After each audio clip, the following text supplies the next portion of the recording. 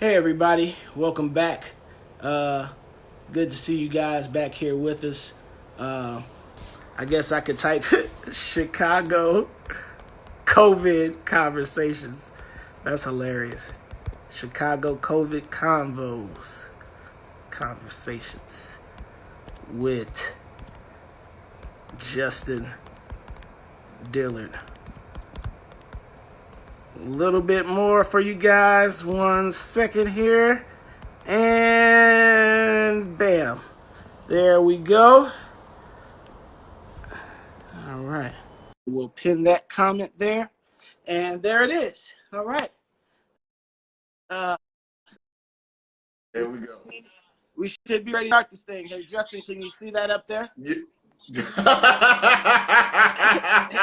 Oh, you motherfuckers are so petty. Oh, the Hey, somebody Blackberry. screenshot that, please, for your boy, please. Oh, y'all ain't shit. Oh, I knew it. I knew it. Oh, y'all ain't shit. Y'all ain't shit. I just want you to know that. Oh, I'm gonna get y'all back. Oh, man. Yeah, you know. I know that the pigeon's on the way. The carrier pigeon. That's your next line Bruh. of communication.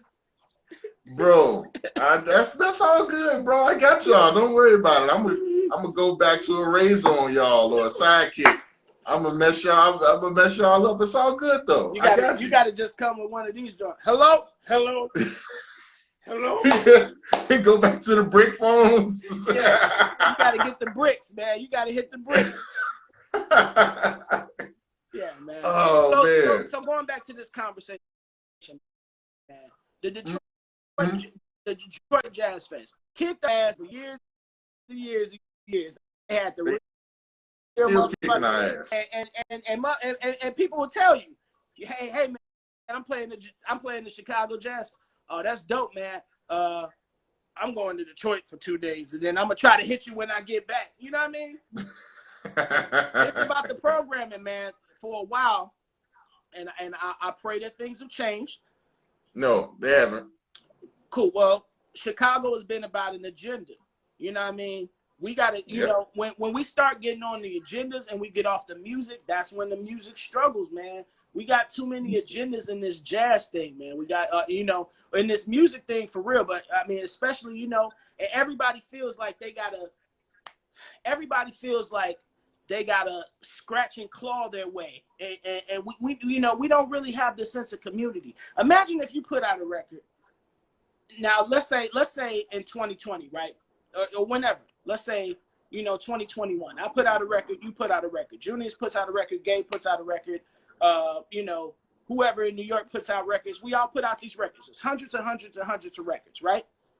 Mm-hmm. Now, imagine instead of me, hey, this is my record. This is my record. Now I have my audience. You have your audience. You know, instead of that, it's like, hey, this is my record. While you at it, check out Justin's record. While you at it, check out Junior's record. That's how we, like, the people who are winning in this thing, they have built communities and they help each other. We got to find a way to help each other as musicians.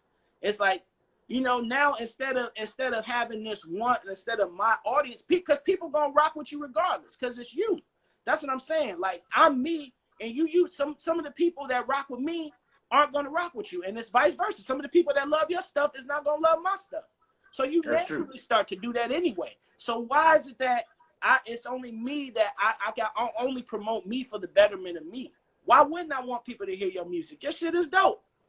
Well, it's super. I mean, Chicago's always been about the politics over the people. It's always been about that.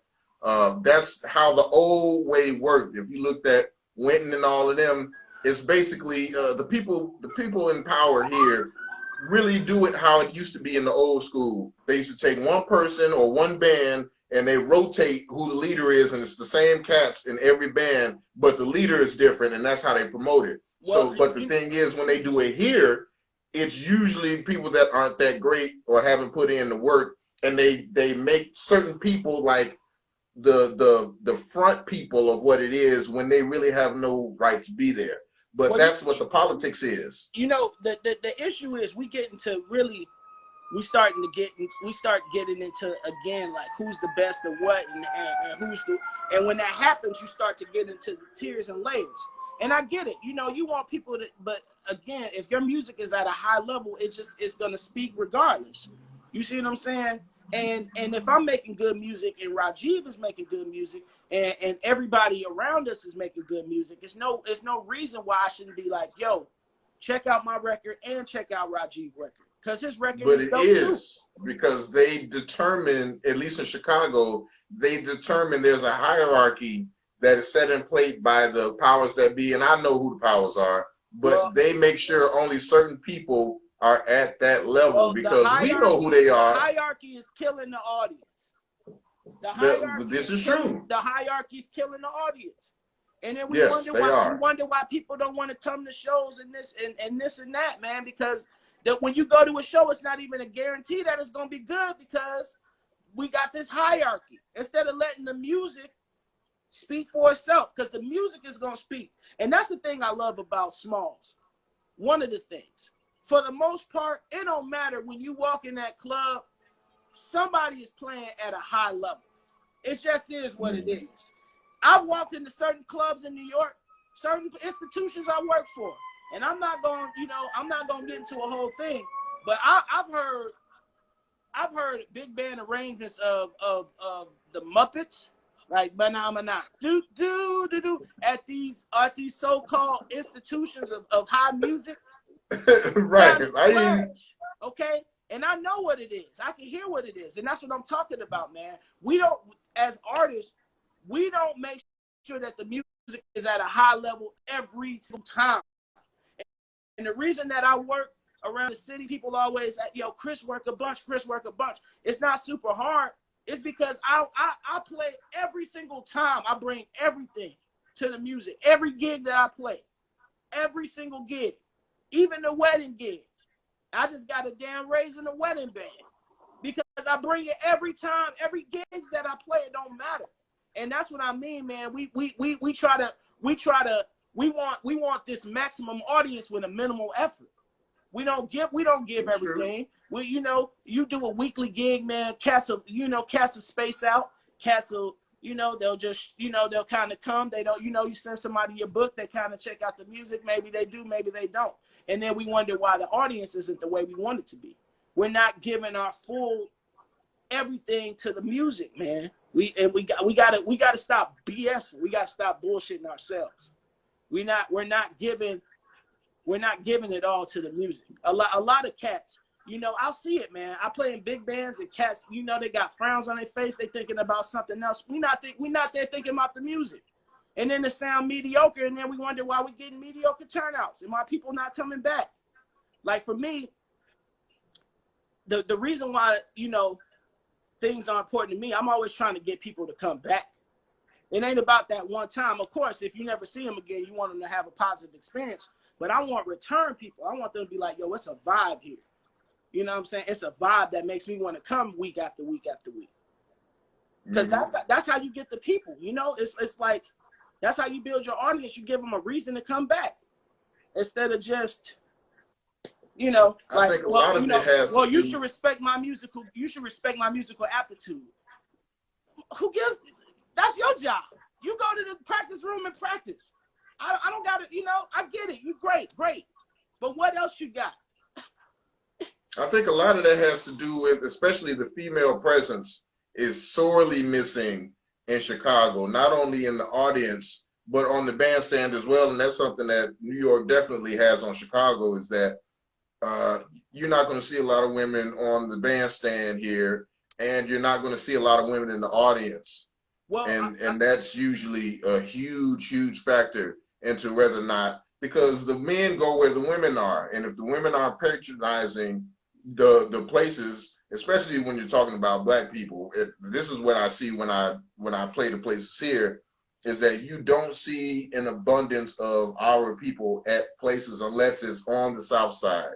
That's the only time you're going to see women in general, and then you're going to see Black women patronizing jazz concerts, and definitely not women who are under 30 or under even 40 honestly, if you're going to be real about it, you're going to see people that are like at least 45 and older at these concerts. And that's a big... We've lost the connection with the people. Dude, it's the way we grew up. When you grew up as a kid, the reason why I got into rap and stuff as a kid, I heard it as a kid on the radio. I had a radio personality. I had a DJ. I had the, you know, I had like, I can remember people in Chicago. I remember I heard Kent, the Cool Gent. You know what I'm saying? Mm-hmm. I remember that joint on Sundays going home. The gospel station on Sundays with Crazy Howard McGee. I think that was mm-hmm. the cat, you know, yeah. like we had radio personalities, and that's what I mean. With jazz, it's such a, you know, it's like you gotta like search through the woods and then like get to this treasure and then open the box, press a button, then you fly to Ireland, then you climbing up a mountain, then you gotta go through under the, you know, you gotta open the mountain and oh, it's a volcano, then you gotta dive down to the volcano all the way to the lava to get to a damn record. You know what I'm saying? We don't have a presence in like in a radio, like in the everyday where a student is hearing, or you know, like a child is hearing the music on a regular basis, and so they can't relate. People learn by relation, man. You know, I got my bachelor's degree. A lot of people don't know, but I got my bachelor's degree in music education in Northern Illinois, man. And people learn from relation, and they have no way to relate to the music. They don't hear it.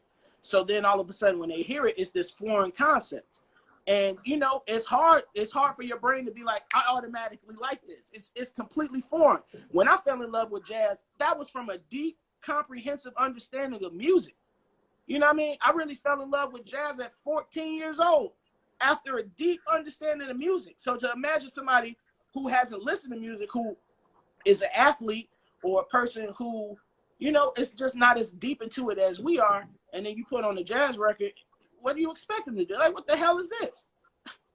Well, Marcus Carroll, who was in here at one point, always goes back to it being about, and I know you're involved in education super heavy, being a part of jazz, Lincoln Center and all that stuff. I am for the meantime. We got to see how this thing shake out.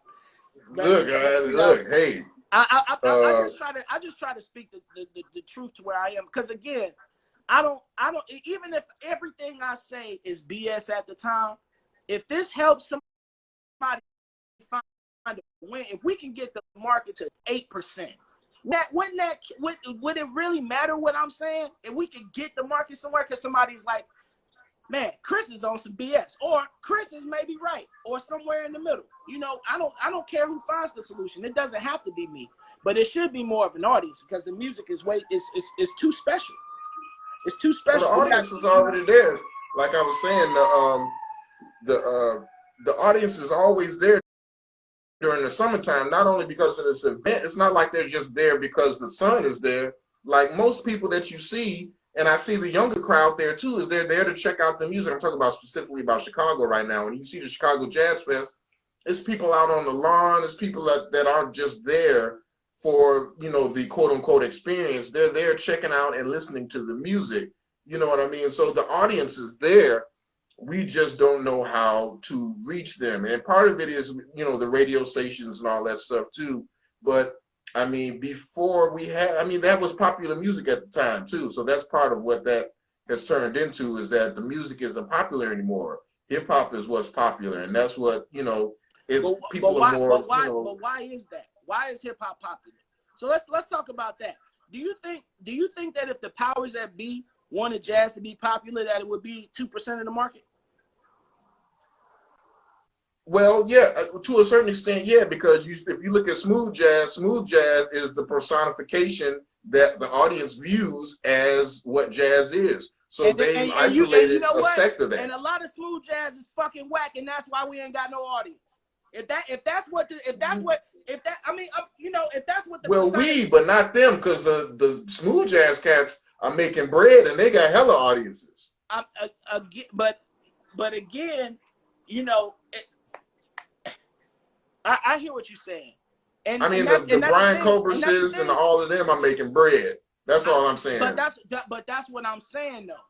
We gotta find a way to make people understand or at least give them the concept of, hey, this is what music used to sound like. This is the way jazz has progressed, and give them the option of saying, hey, maybe I like this smooth down kind of vibe, or maybe I like this joint that's hitting. You know what I'm saying? But right now, all they hear is the smooth stuff because that's the stuff being pushed. And that's why the smooth jazz cats are making bread. If our stuff was being pushed the way the smooth jazz stuff was being pushed, I promise you it would be another way. Because again, if that's the case, why haven't vocalists felt the wrath or not the wrath, but they feel the lack that we feel? Because they're not feeling that. These vocalists are out here with budgets. Do you see what I'm saying? Well, yeah, but most of them are still going to the even like you brought up Greg Porter. Greg Porter still had to go in the direction of something towards danceable music, like when he did 1961, and to have that music. It don't matter. He's making good, like that. You know, he's making good music. Like that shit don't count as smooth jazz. It's relatable. But they gonna play it on the radio though, because it's relatable to the people. That's what I'm saying. Because it's danceable. I wouldn't say it's relatable. They can dance to 1961. They can't dance to the rest of the shit that he makes, and that's why he got on. So that's one of the reasons why he got on, outside of him being a bad dude. So let's backtrack a bit.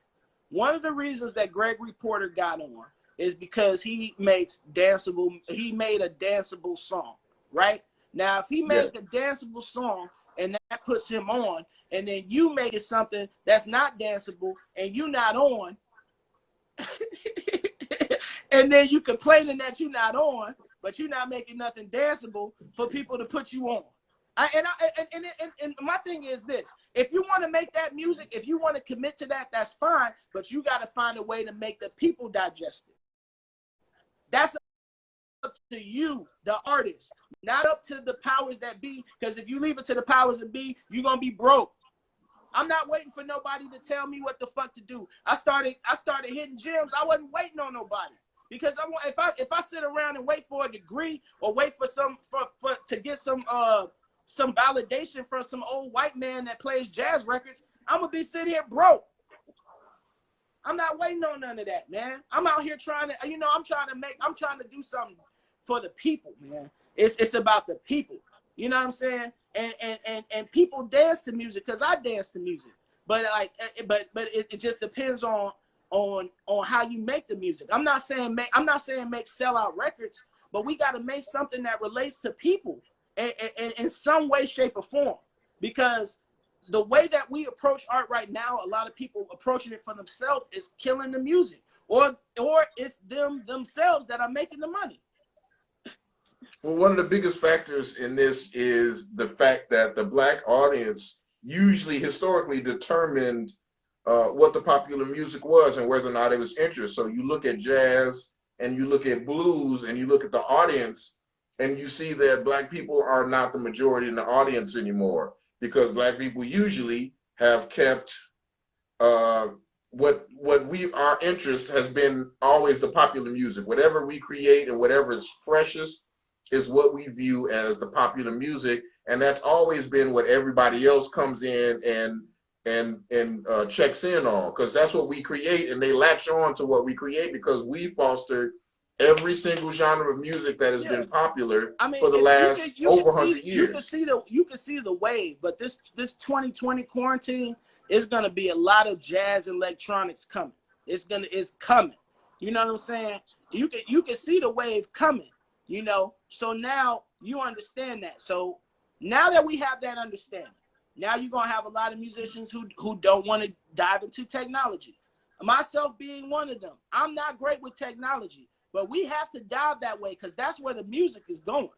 That's where the music is going. And if we refuse to accept that, or we try to push it back to the way that it used to be, we are going to continue to struggle. We're never keeping an eye on the future. We're always trying to keep an eye on the past. And we got to find a way to merge it. We got to find a way to preserve the history and at the same time still push forward to something that people want to hear and listen to and catch their attention.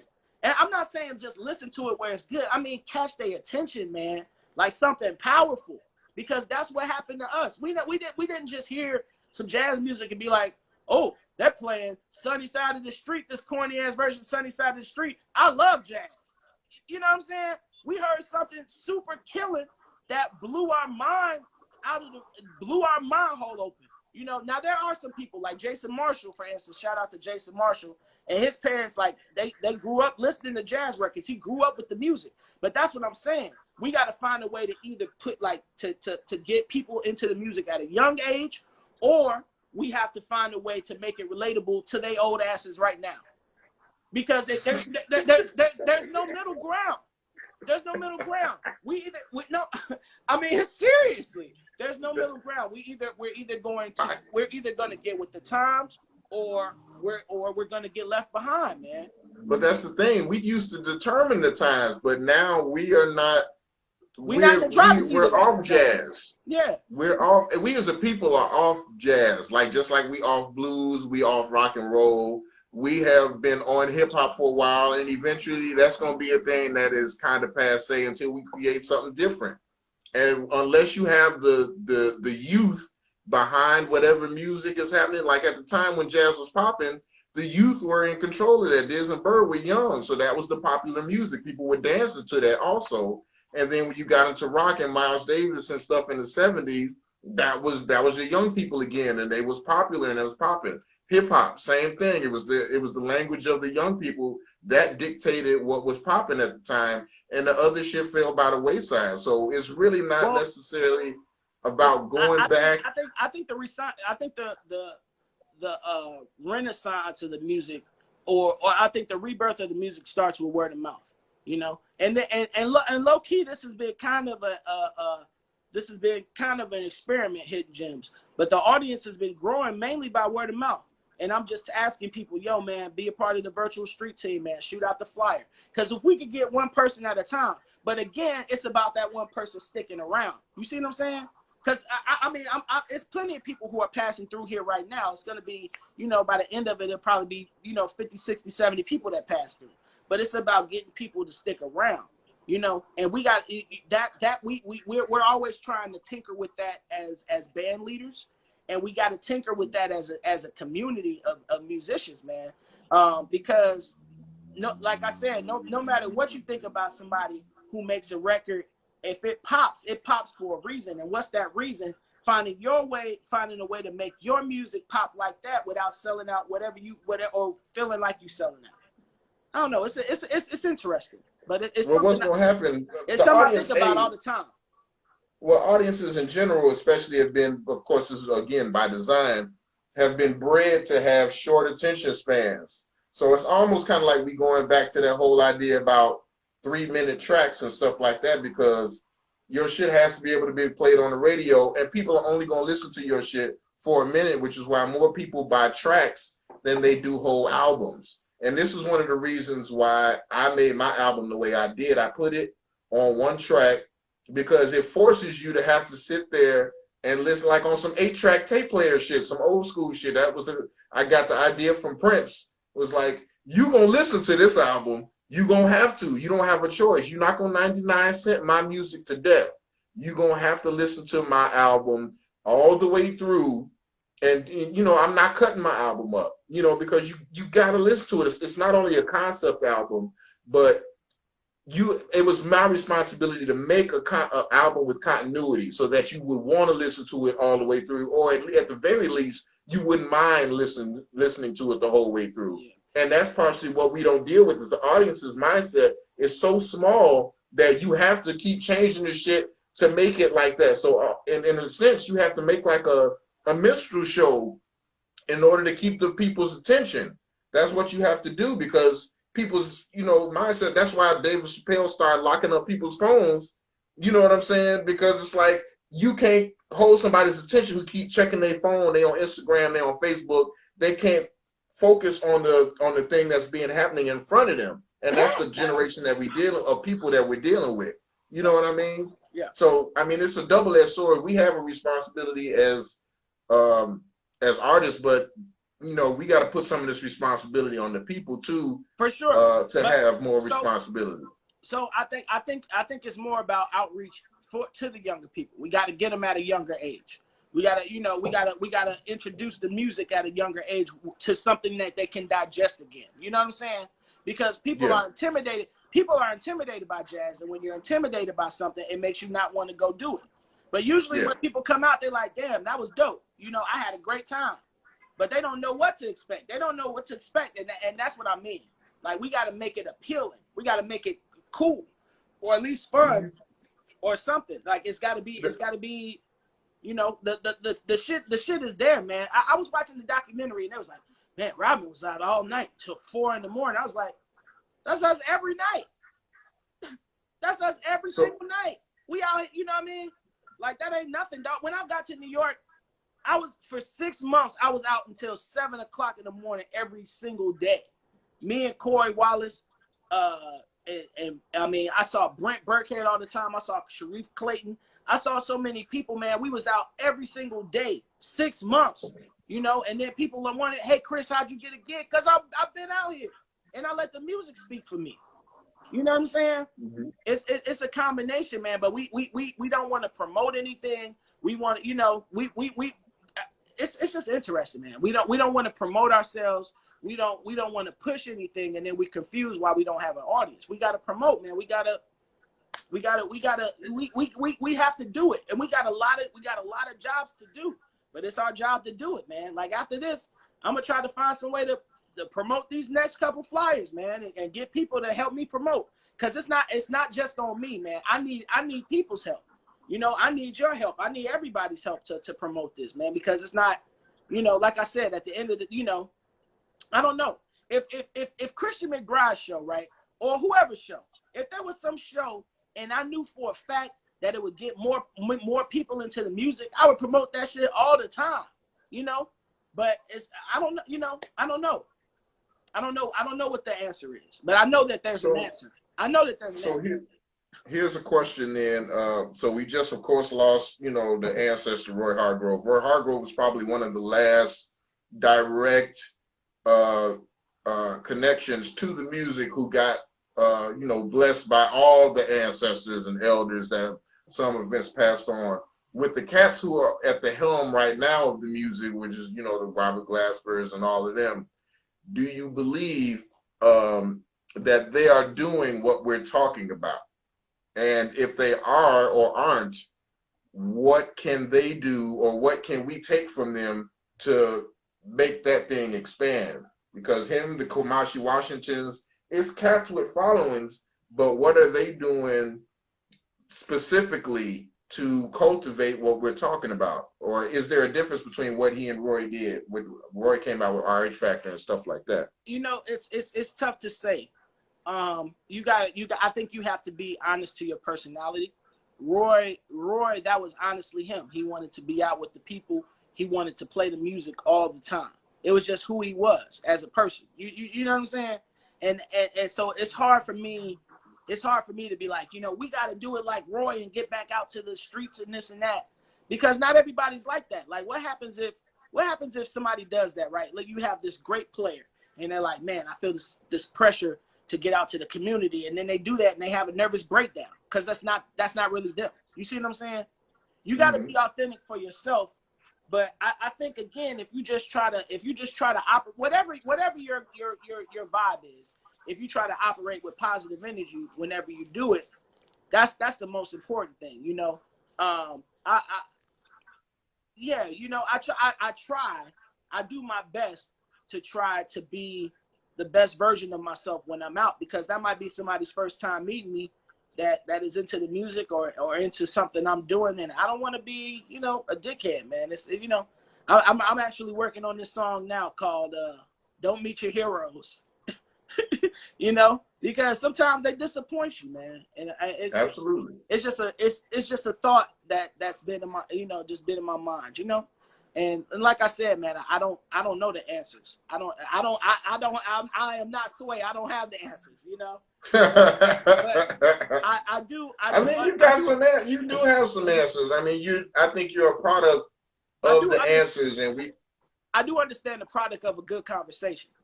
You know, we got to have a conversation about it, whether you agree with what I'm saying or not. But we got to have a conversation on how to fix it. You know. And I don't care. I don't need to be right. I just want to fix it. You know, that's all. Yeah. Just want to fix it. Whatever it is. So we're gonna take it to something a little bit more lighthearted. Do you have a current top 5 of cats that you are listening to? For sure. I mean, I would say Braxton Cook has got to be on the list. I personally, again, this is me personally, but I think Braxton is going to be what future saxophonists sound like. That's just my personal opinion. You know, he's a young cat, but he's serious about the music. He can play his ass off, and he has found a way to make music authentic to himself, but also relatable to the people, and that's such a valuable tool, you know. But I listen Braxton, Brent Burkhead, another person I respect a lot. I'm just talking about saxophonists right now. For sure. Godwin Lewis, his record is super incredible. Global. If you haven't checked it out, check that out for sure. You said 5, so I guess I could get off some other. I could get on some other. I mean, you know, I've been lucky to check out all this other stuff. I actually just started digging into Marquise's stuff, the newest stuff, man, and all of that sounds incredible too. You know, for real. You know what I'm saying? I just really started digging into that, and yeah, I mean, Jazzmia has been doing some incredible stuff, I would say, you know. And shout out to Dara, my sister-in-law. And I want to say, you know, that I feel like it's important as our job. It's our job to be musical ambassadors. People should be looking at your page for what is good to listen to. Justin, you see what I'm saying? Like, they should be looking at our pages like, oh, it's gonna be some good music on here because these are good musicians, and we don't take that job seriously enough to be a concierge. Like, if somebody, you know, if a lot of musicians, if they're not playing, they be like, oh, I don't know what's going on tonight, and it's like, damn, you're not gonna even recommend nobody else to go see. You know what I'm saying? I mean, our job as musicians has changed. I think we all got into this to be musicians, and we've kind of turned it. We really have turned it into a music business, and I think a lot of cats aren't cut out for the music business. A lot of us, I'm speaking for me personally, I'm cut out for being a musician. I'm not good at the other stuff. If anything, I need to hire people to do all that other stuff because I'm not that guy. And part of that is lazy, and part of that is just I don't know how to do it. Let me know, man, because I personally just got somebody, and you can find somebody who will work with you. I know somebody who will work with you, but you know, I mean, honestly, you got to figure out. This is a big game, man. You got to figure out how to delegate the stuff that you're not great at, how to accentuate your strengths, and also how to either work on or how to limit your weaknesses. You know, it is a big game, and we got to figure out the easiest way to do it. But you know, yeah, it's tough. It's tough, and that's part of the reason why I want to go overseas, just so I don't have to focus on the business, so I can focus on the music.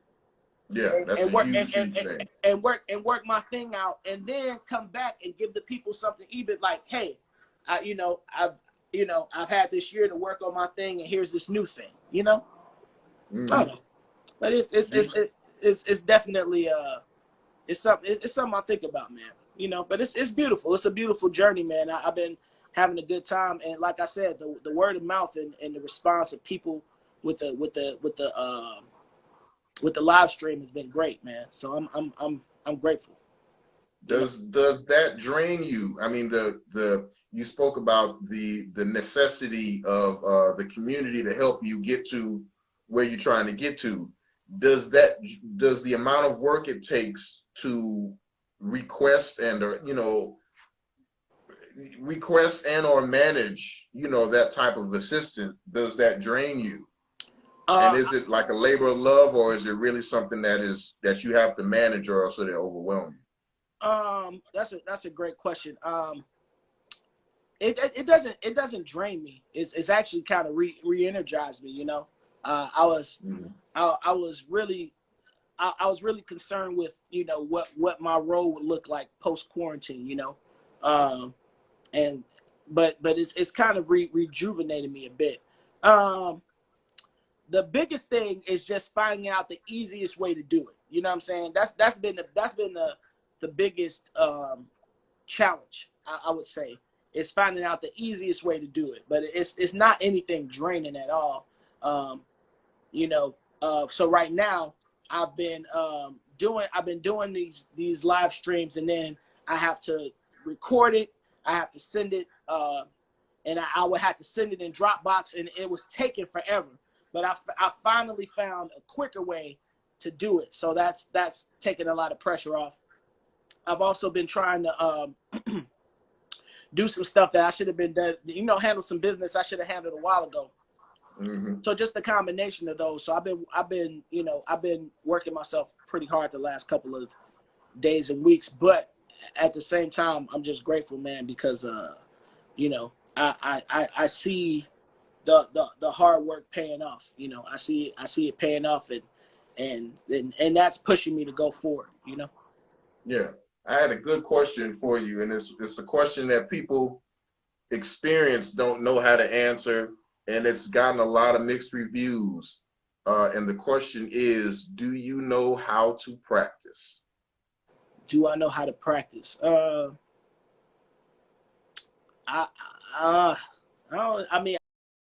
would say yeah. Do I feel like I have an effective practice all the time? I would say no. Okay. For me, I turn my phone on do not disturb. And it's really, you know, the hardest part is getting the horn out the case. Interestingly enough, like just unzipping it, you know. So yeah. I you know, throughout the day, I tend to move the horn closer to me, and then, you know, at some point I'm taking it out the case and I'm practicing, you know. But getting started, you know, having a routine, I think, is important. You know, long tones, you know, long tones. I do lip bends on the saxophone. I do overtone series. You know, I just kind of go through the horn for like 15 minutes, 20 minutes. And then some, you know, I'm doing some transcription, but I'm also doing the thing where, you know, I'm taking some ideas. I do like 3 different variations of the same idea just so I can have different ways to maneuver around the changes. So yeah, I feel like I know what I want to practice and what I want to work on, but, you know, it just depends on how much time I got and if I can, you know, not get distracted, you know. What are your so, you know, the big debate always is, you know, Chicago pizza or New York pizza. What have you found? There's no debate. I'm gonna end it right now. Chicago pizza is supreme. I miss you, Chicago pizza. I want you in my face or on my face. I love you. I'm so sorry that I ever doubted you. I'm sorry. If you just take me back, if Chicago pizza could just take me back, Pequod's pizza, I need a sponsorship, okay? That's what I'm trying to do. I'm trying to look for a goddamn sponsor. I need a sponsor out here. Pequod's pizza, sponsor Hidden Gems so I can get some pizza. I miss pizza. I just had some dry. I should show you this pizza I just had. It's the driest pepperoni I ever had in my life. I miss real pizza. Okay, don't ever ask me about New York pizza again. I'm from Chicago. All right. And low key, Chicago is a thin crust town. We only do the deep dish when the visitors come to town, and our thin crust is still better than New York's thin crust. I don't know where. I miss Pequod's pizza. I need. You could put. I mean, no, Marie's thin crust. Oh my God. Yeah, I remember. You remember Nadine? I miss seeing anyway. You know, I hated that gig for a number of other reasons. Shout out to Salik, man. That was some of the best pizza. Yeah. Marie's that's on the you hear Milton, New York pizza's for survival. You goddamn right. This shit is trash. Now because it's like $1, right? or some shit like that. Yeah, again, quality. Yeah. But there are some decent pizza spots. I know there's one in Staten Island that's decent. I did have one in Brooklyn that was fire. Damn, I can't remember the name of it. But John and Ramadan, we had a rehearsal. That was one of my last shows. With it was March 7th with Rob Garcia. But John and Ramadan was in the band. And he from Chicago, so he was like, "Ooh, it's this pizza spot in Brooklyn." I was like, "Cool. If you say it's good, then it's good." And we went and it was good, but it was expensive, like you could get a good, you could go to Italian Fiesta. I'm gonna put some of y'all on game, some of the world. If you go to Chicago, there's this little hood spot, all through the South Side called Italian Fiesta. Now it's hood because it's Italian Fiesta. Okay, Fiesta is the Spanish word. It has nothing to do with Italy.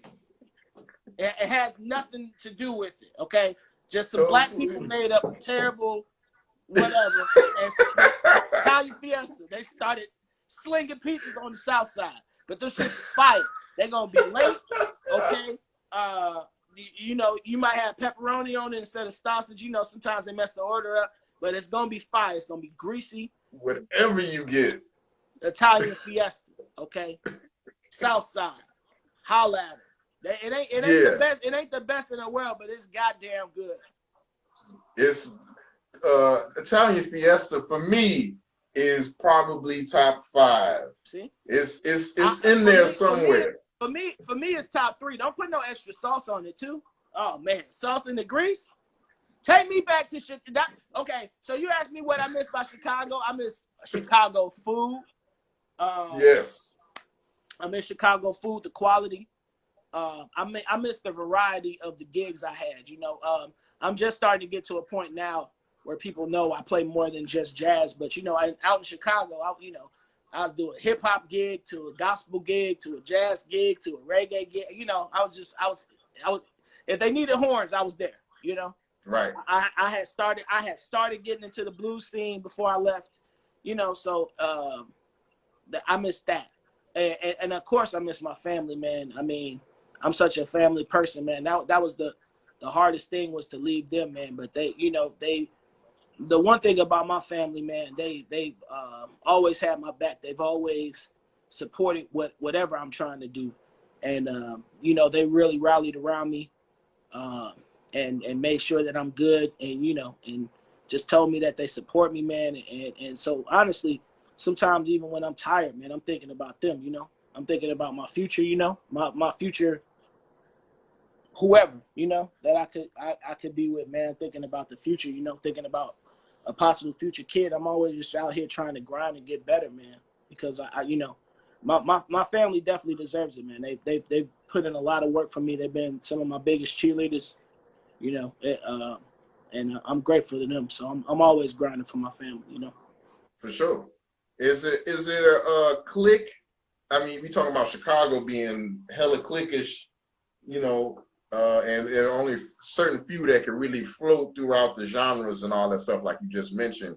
Are there cliques? Is that one of the things that's keeping you from flowing the same way, or is it just because you're still relatively new to the city? Or well, Chicago, not Chicago, New York. With them, it's about branding. So if you show up at 3 jazz gigs, you a jazz musician. They gotta brand you for the market. You see what I'm saying? So it not a politics thing, but it turns into branding. They're looking to brand you. So it's hard to brand a jazz musician, and if he's playing hip hop gigs or he's playing pop gigs. You know what I'm saying? In their eyes, in the people who are branding's eyes. But I'm a musician. I don't want to die and be like, hey, this is a great jazz musician. I'm a killer musician. If somebody if somebody want to pay me a bunch of money to go play some songs that I might not necessarily listen to on my own, I'm still about to, and I'm gonna be listening to them. Like I made $1 million off this song. I'm rocking. I'll be dancing my ass off. Whoever wants some, okay? I'll find a way to dance. You know what I'm saying? But yeah. So how do you break through that then? I mean, since there's such they trying to peg you down, how do you break through that? You gotta go. I would say you gotta go where you want to be seen at, you know. I used to play. I really, it was beneficial for me.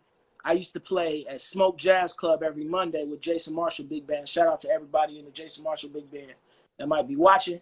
I used to play with them, and after that gig, me, Corey, and J.S. Williams, great trumpet player, we would all go up to Red Rooster because Rakeem Walker and them was hitting it. Rakeem Walker's this super Harlem cat. Hey, yo, Chris, what's up, man? We out here, yeah, you know, I'm out here getting this money.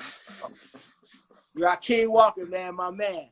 And his band, you know, his band was there, man.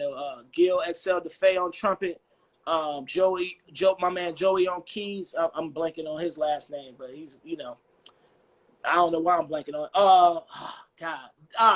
Del Roches, something like that. Yeah, Joey was in here later. I think that was Joey D. Keys. He was in here earlier. You know, so like that, you know, the band was just smacking, man. They had Luciano on the drums. I think that's her name. I can't remember. But she's super smacking, you know, and like, so I used to rock with them, and that kind of got me like, oh, okay, this cat is not just dealing in the jazz world, you know what I'm saying? So that helped a little bit, but you know, just popping out occasionally, you know, going to the R&B set. They got this Producer Mondays now at New Blue, whenever the world comes back to normal, you know. So it's just showing your face in the scene, in the spaces you want to be, and then eventually you go from being a jazz player to a horn player. You know, and then that way you can navigate all the scenes, you know. So you say you just now breaking through that stuff after being there for 7 years. I mean, yeah, you know, I had a couple of dates with a couple of pop artists this year. You know, that I wouldn't have necessarily gotten those calls 3 years ago. Okay. And that's just from network and all that stuff. Do you still have to constantly network now, even though you've been there for 7 years? Is that something that's like an automatic necessity? New York is a place where you can be forgotten pretty quickly. Not that you're forgotten, but I don't think the forgotten is the word. But it's a place where you're you know, there's so many musicians. You know, there's so many killing musicians. So you do have to have somewhat of a presence. You know, again, I work in New York. I probably work, I don't know, 4 to 5 nights a week. I mean, you know, at least 4 to 6. Sometimes I have multiple gigs in the same night. So a lot of times, either before or after the gig, I'll just try to, you know, I'm gonna pop in a couple places this week, you know, just to keep the presence there, man. But I mean, you know, I just like to be out anyway, so it ain't a huge deal for me. But you know, I mean, networking is always good. I'm always meeting somebody new. It's always either somebody new coming or somebody old that I never met, you know. So you know, it's been cool, but I've been lucky, you know. Usually, like after work, I could just go out and you know, hit a bar or whatever, you know, network a little bit. How has education been like? How have you been able to fit that into what you do? Because a lot of people think that once you get into education,